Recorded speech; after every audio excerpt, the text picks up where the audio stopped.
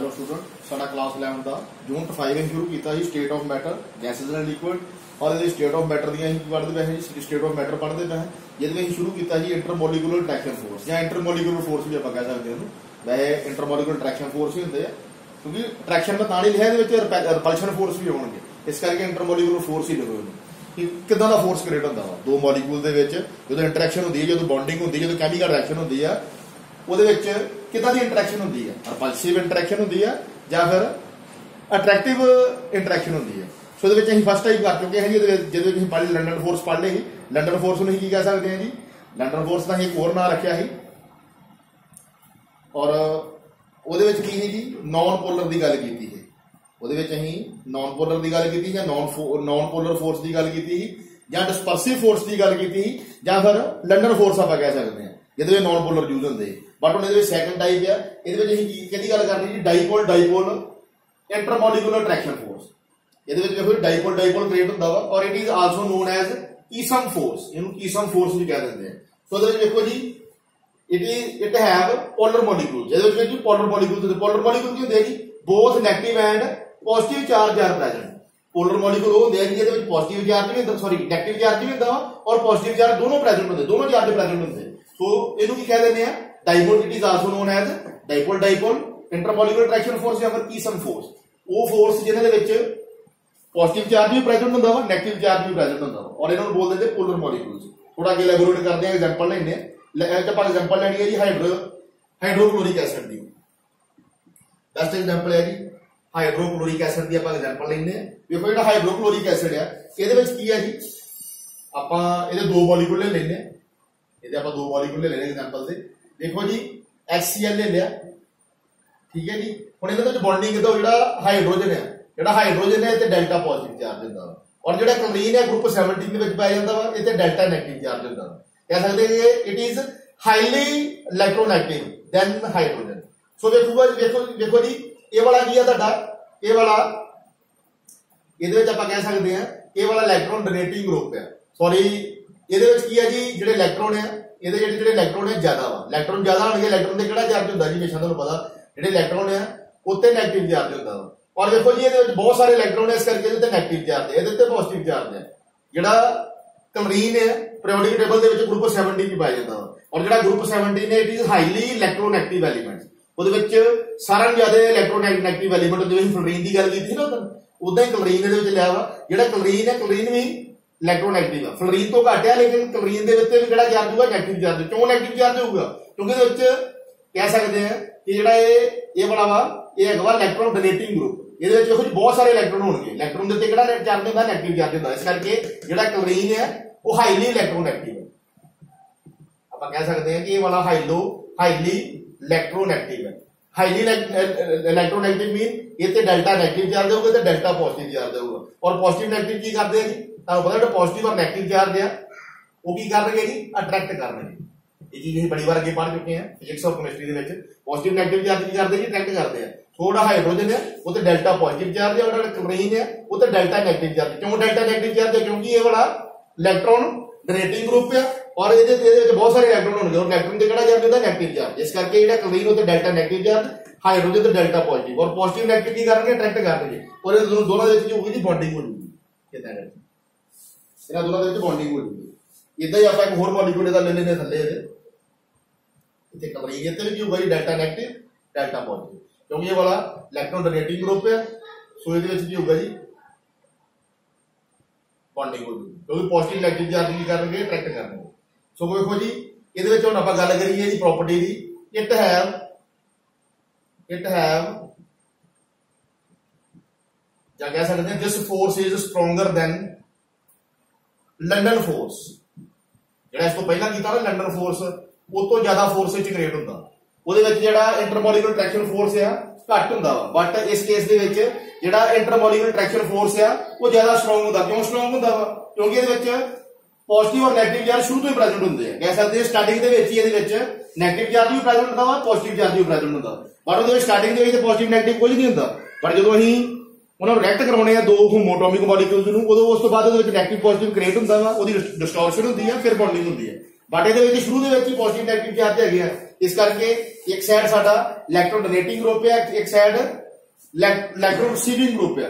दोनों ग्रुप की करते कि एक पॉजिटिव चार्ज आएगा ते नेगेटिव आ जाता वा, और दोनों के विच स्ट्रॉन्ग इंटरमोलिकुलर अट्रैक्शन फोर्स जिहड़ा क्रिएट हो जाता, जिहड़ा कितों ज्यादा वा, लंडन फोर्स तो ज्यादा वा। जिहड़े इस तो पहला कीता जिहड़ा डिस्पर्शन फोर्स कीता ना, जिस नॉन पोलर की गल की, उस तो इहदे विच इंटरमोलिकुलर अट्रैक्शन फोर्स मैक्सिमम है, ज्यादा वा। इस करके लिखा वा the intermolecular attraction force in this molecule is stronger than London force. इहनूं कह सकते हैं इहदा जिहड़ा इंटरमोलिकुलर अट्रैक्शन फोर्स है वो लंडन फोर्स तो ज्यादा स्ट्रॉन्ग है। उस तो बाद देखो जी अगे आ जाओ, इहदे विच एक और प्रॉपर्टी आपां पढ़नी है।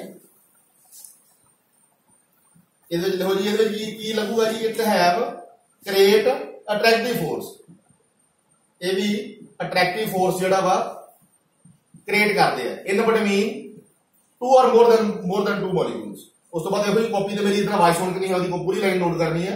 It have create attractive force, it have create attractive force between two और मोर देन टू मॉलिक्यूल्स। उस तो बाद देखो जी ये होर चीज है, ये वाली भी चीज बहुत वधिया। देखो जी वो स्टेशनरी पोलर मॉलिक्यूल, जिन्होंने इलेक्ट्रोस्टैटिक मॉलिक्यूल भी कहते हैं, स्टेशनरी पोलर मॉलिक्यूल्स जिन्होंने इलेक्ट्रोस्टैटिक भी बोलते हैं जी अदर वर्ड दे विच। Stationary polar molecules directly proportional to 1/r⁴। R की है जी, इन्हां दोनों के डिस्टेंस है, इन्हां दे विच दोनों के डिस्टेंस है, दोनों HCl के मॉलिक्यूल इन्हां दे डिस्टेंस है r, ठीक है जी। इसकी जो स्टेशनरी की होंदा जी रुकी हुई चीज जिहड़ी बिल्कुल स्टेबल होवे, जिहड़ी चीज मूव नहीं करती, जिहड़ी चीज मूव नहीं करती उन्हें स्टेशनरी बोल देंगे हैं या फिर स्टैटिक बोल देते हैं। सो इस चीज बोलिया कि stationary polar molecules is directly proportional to 1/, distance between 1/r⁴। r⁴ की है जी distance between two molecules of HCl। So देखो जी जिहड़े स्टेशनरी मॉलिक्यूल्स है वो मूव नहीं करते, और इत्थे किहदी गल करदे पए जिहड़े मॉलिक्यूल मूव नहीं करते, इहदे विच असीं एग्जांपल ले सकते हैं सॉल्ट दी। जिहड़े सॉल्ट के मॉलिक्यूल कभी भी मूव नहीं करते, तुहानूं सारिआं नूं पता वा, अगर असीं कोई भी सॉल्ट बॉडी लैंदे हैं ਉਹਦੇ ਜਿਹੜੇ ਮੋਲੀਕੂਲ ਹੈ ਸਟੇਸ਼ਨਰੀ ਹੁੰਦੇ ਆ, ਕਦੀ ਮੂਵ ਨਹੀਂ ਕਰਦੇ। ਸੋ ਇਸ ਕਰਕੇ ਇਹ ਸੌਲਟ ਦੀ ਐਗਜ਼ਾਮਪਲ ਹੈ। ਇਹਦੇ ਨਾਲ ਹੀ ਇੱਕ ਲਾਈਨ ਹੋਰ ਨੋਟ ਕਰੋ, ਮੂਵਿੰਗ ਮੋਲੀਕੂਲਸ। ਮੂਵਿੰਗ ਨੂੰ ਡਾਇਨਾਮਿਕ ਕਹਿ ਸਕਦੇ ਹਾਂ, ਜਿਹੜੀ ਚੀਜ਼ ਤੁਰਦੀ ਪਈ ਹੈ, ਚੱਲਦੀ ਪਈ ਹੈ। Moving molecules is directly proportional to 1/r⁴। ਇੱਥੇ ਵੀ r ਦੀ ਪਾਵਰ ਦਾ ਕੀ ਮਤਲਬ ਹੈ ਜੀ, ਡਿਸਟੈਂਸ ਬਿਟਵੀਨ ਟੂ ਔਰ ਮੋਰ ਦੈਨ ਟੂ ਮੋਲੀਕੂਲਸ। ਸੋ ਇਹਦੇ ਦੇਖੋ ਜੀ ਜਿਹੜੇ ਮੂਵਿੰਗ ਮੋਲੀਕੂਲਸ ਹੈ ਇਹਦੇ ਵਿੱਚ ਅਸੀਂ ਕਿਹਦੀ ਐਗਜ਼ਾਮਪਲ ਲੈ ਸਕਦੇ, ਗੈਸ ਔਰ ਲਿਕਵਿਡ ਦੀ।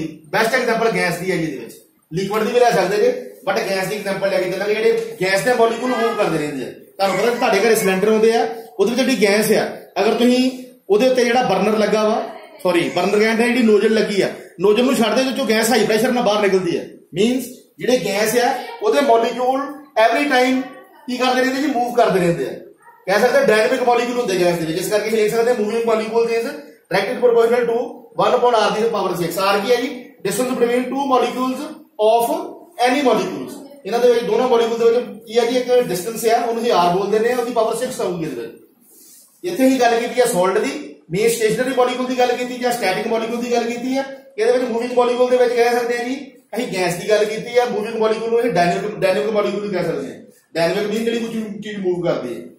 सो उस तो बाद देखो जी इहदे विच नैक्सट टाइप आ गई है, ਜਿਹੜੀ ਨੈਕਸਟ ਟਾਈਪ ਆ ਉਹਦੇ ਵਿੱਚ ਵੇਖੋ ਜੀ ਕੀ ਕਰਦੇ ਆ।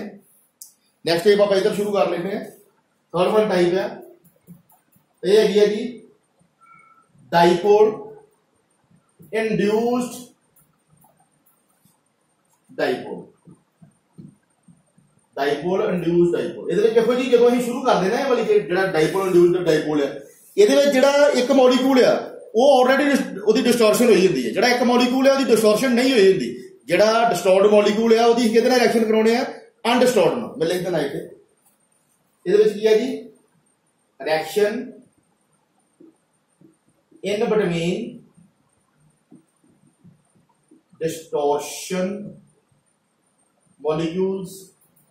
ਜਿਹੜਾ ਮੋਲੀਕੂਲ ਜਿਹੜਾ ਜਿਹਦੀ ਪਹਿਲਾਂ ਹੀ ਕਹਿ ਸਕਦੇ ਤੋੜ ਮਰੋੜ ਹੋਈ ਹੈ, reaction in between distortion molecules and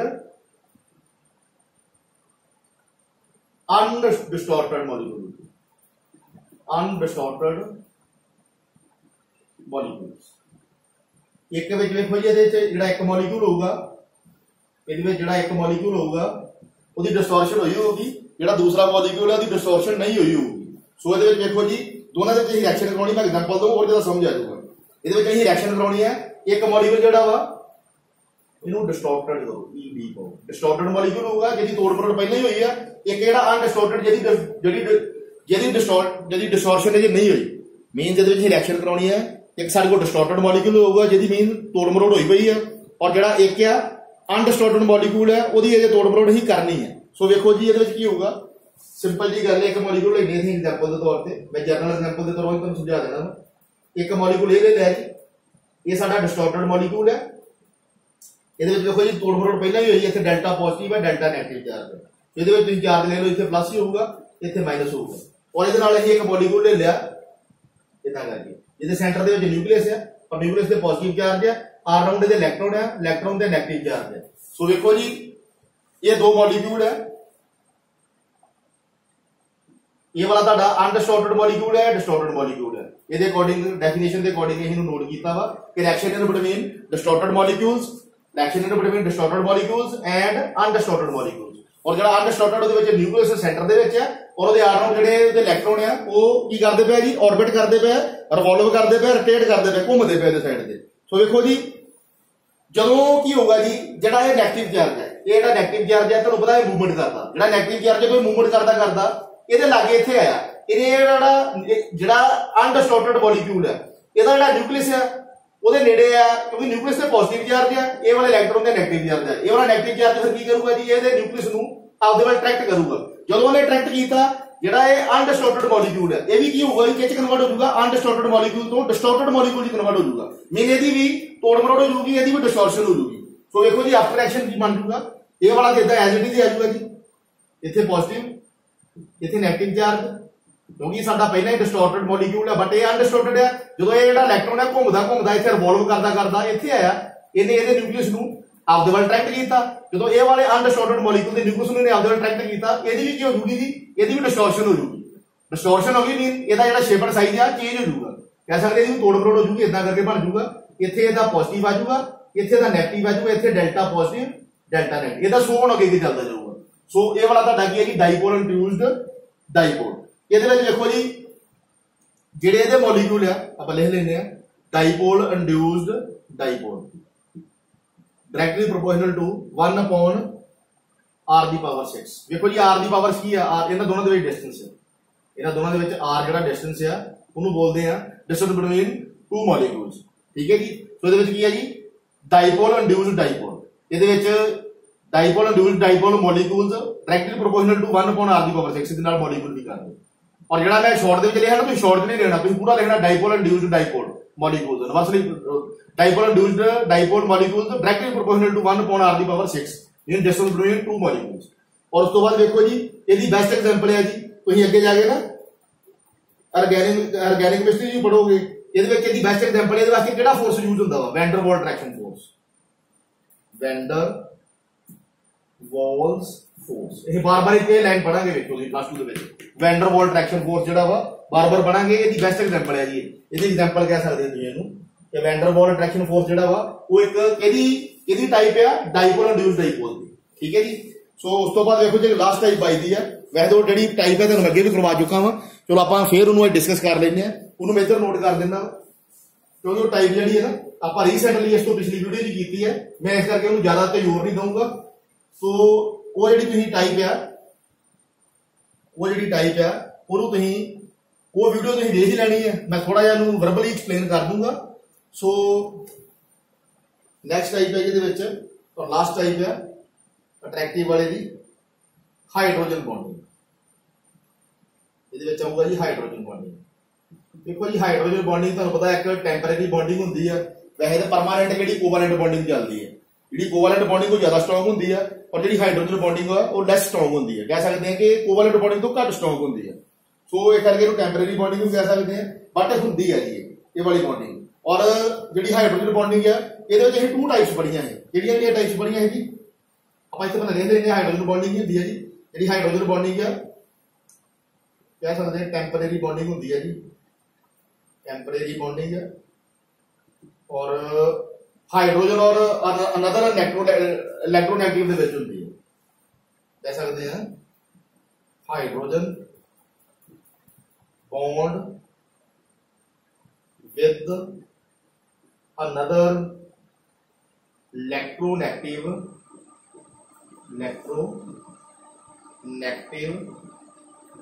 molecule. देखो जी जिहड़ा हाइड्रोजन है किहदे नाल बॉन्ड करदा अनदर इलेक्ट्रोनेगेटिव एलीमेंट नाल की करदा जी ਉਹਦੇ ਨਾਲ बॉन्डिंग करदा। ये भी ध्यान तुहानूं पहलां पढ़ा चुका हां। उस तो बाद देखो जी हाइड्रोजन बॉन्डिंग है टैंपरेरी बॉन्डिंग होंदी है। उस तो बाद देख लो जी हाइड्रोजन बॉन्डिंग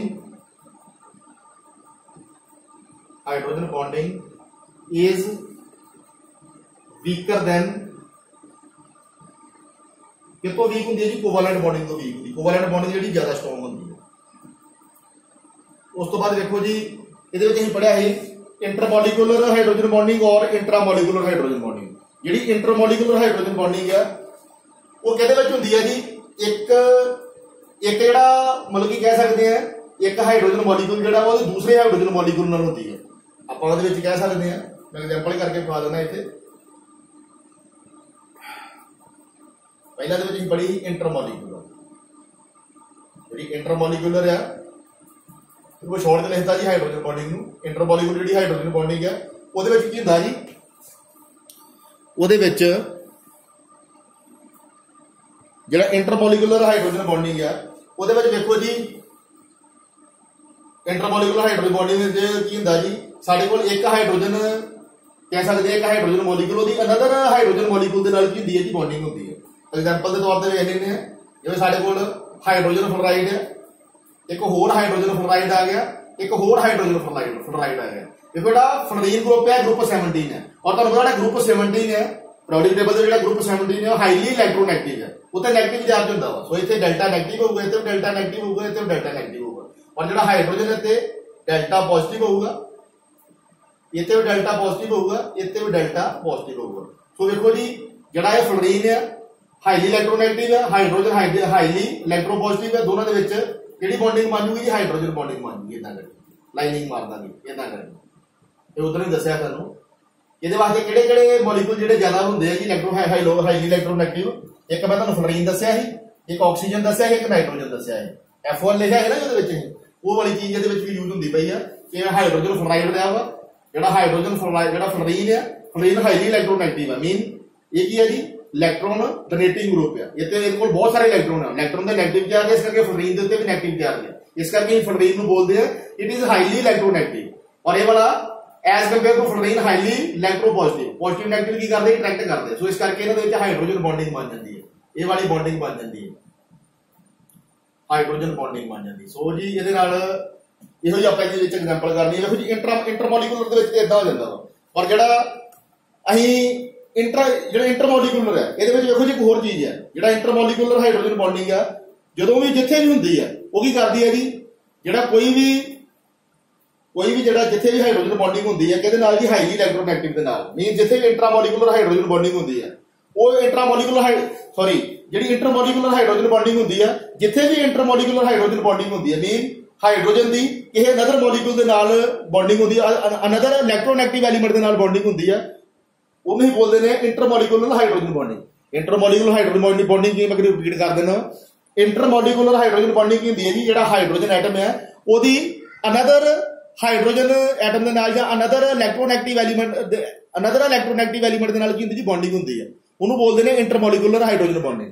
जिथे भी ये बॉन्डिंग हुंदी है वो की करती है जी जिहड़ा भी वो हाइड्रोजन मॉलिक्यूल बनता वा हाइड्रोजन बॉन्डिंग तो बाद चाहे वो वाटर है चाहे हाइड्रोजन फ्लोराइड है चाहे हाइड्रोजन नाइट्राइल है देखो जी वो की करती है जिहड़ा भी वो साडे कोल मॉलिक्यूल बनता वा आफ्टर रिएक्शन जो हाइड्रोजन बॉन्डिंग तो बाद ਉਹਦਾ बॉइलिंग पॉइंट भी ज्यादा ਹੁੰਦਾ ਉਹਦੀ ਸੋਲੂबिलिटी भी ज्यादा ਹੁੰਦੀ ਉਹਦਾ मेल्टिंग पॉइंट भी ज्यादा ਹੁੰਦਾ बट ਜਿਹੜੇ अनदर एलीमेंट है मीन इस तो इलावा जो कोई एलीमेंट के नाल अगर हाइड्रोजन बॉन्ड करता जिवें हाइड्रोजन सल्फाइड की एग्जांपल दी HS की एग्जांपल दी HS जिहड़ा सल्फर है वो इन्ना इलेक्ट्रोनैगेटिव नहीं गा सो ਉਹਦੇ ਨਾਲ ਕੀ बन जू गैस बन जूगी पर ਇਹਦੇ ਨਾਲ ਕੀ बनूगी कि लिक्विड बनूगा हाइड्रोजन फ्लोराइड का भी लिक्विड बनूगा क्योंकि हाईली इलेक्ट्रोनैगेटिव है हाइड्रोजन वाटर के नाल भी गल कर रही है वाटर भी लिक्विड बनूगा हाइड्रोजन नाइट्राइल की गल करिए ये भी लिक्विड बनूगा क्योंकि सारे तिन्ने की है जी तिन्ने हाईली इलेक्ट्रोनैगेटिव है सो इस करके इन्हां नाल की है जी लिक्विड बनूगा। अगर किसी अनदर इलेक्ट्रोनैगेटिव के नाल बॉन्डिंग करता वा कौन बॉन्डिंग करता हाइड्रोजन बॉन्डिंग करता वा सो ਉਹਦੇ ਵਿੱਚ ਉਹਦਾ ਬੋਇਲਿੰਗ ਪੁਆਇੰਟ ਵੀ ਘੱਟ ਹੋਊਗਾ, ਉਹਦਾ ਮੈਲਟਿੰਗ ਪੁਆਇੰਟ ਵੀ ਘੱਟ ਹੋਊਗਾ, ਉਹਦੀ ਸੋਲੂਬਿਲਿਟੀ ਵੀ ਘੱਟ ਹੋਊਗੀ। ਬਟ ਇਸ ਕੇਸ ਦੇ ਵਿੱਚ ਫਲੋਰੀਨ ਦੇ ਕੇਸ ਆਕਸੀਜਨ ਔਰ ਨਾਈਟ੍ਰੋਜਨ ਦੇ ਕੇਸ ਦੇ ਵਿੱਚ ਕੀ ਹੋਊਗਾ ਜੀ, ਜ਼ਿਆਦਾ ਬੋਇਲਿੰਗ ਪੁਆਇੰਟ ਹੋਊਗਾ, ਮੈਕਸਿਮਮ ਬੋਇਲਿੰਗ ਪੁਆਇੰਟ ਹੋਊਗਾ, ਮੈਕਸਿਮਮ ਮੈਲਟਿੰਗ ਪੁਆਇੰਟ ਹੋਊਗਾ ਔਰ ਸੋਲੂਬਿਲਿਟੀ ਵੀ ਮੈਕਸਿਮਮ ਹੋਊਗੀ। ਸੋ ਉਸ ਤੋਂ ਬਾਅਦ ਦੇਖੋ ਜੀ ਇਹਦੇ ਨਾਲ ਹੀ ਸੈਕੰਡ ਦੀ ਟਾਈਪ ਪੜ੍ਹੀ ਸੀ, ਇਹਦੇ ਨਾਲ ਹੀ ਸੈਕੰਡ ਟਾਈਪ ਪੜ੍ਹੀ ਸੀ, ਉਹਦੇ ਵਿੱਚ ਪੜ੍ਹਿਆ ਸੀ ਕਿ ਅਸੀਂ ਇੰਟਰਾਮੋਲੀਕੂਲਰ ਹਾਈਡਰੋਜਨ ਬੌਂਡਿੰਗ, ਉਹਦੇ ਵਿੱਚ ਅਸੀਂ ਪੜ੍ਹਿਆ ਸੀ ਜੀ ਇੰਟਰਾ ਮੋਲੀਕੂਲਰ ਹਾਈਡਰੋਜਨ ਬੌਂਡਿੰਗ, ਇਹਦੀ ਸੈਕੰਡ ਟਾਈਪ ਪੜ੍ਹੀ। ਮੇਰੀ ਵੀ ਪੁਰਾਣੀ ਵੀਡੀਓ ਵੇਖ ਲੈਣੀ, ਉਹਦੇ ਵਿੱਚ ਸਾਰਾ ਡਿਟੇਲ ਨਾਲ ਦਿੱਤਾ ਹੋਊਗਾ। ਸੋ ਉਹਦੇ ਵਿੱਚ ਇੰਟਰਾ ਮੋਲੀਕੂਲਰ ਹਾਈਡਰੋਜਨ ਬੌਂਡਿੰਗ ਦੇ ਵਿੱਚ ਕੀ ਸੀ ਕਿ ਅਸੀਂ ਔਰਦੋ ਨਾਈਟ੍ਰੋਫਿਨੋਲ ਲਈ ਸੀ, ਇਹਦੀ ਐਗਜ਼ਾਮਪਲ ਔਰਦੋ ਨਾਈਟ੍ਰੋਫਿਨੋਲ ਲਈ ਸੀ।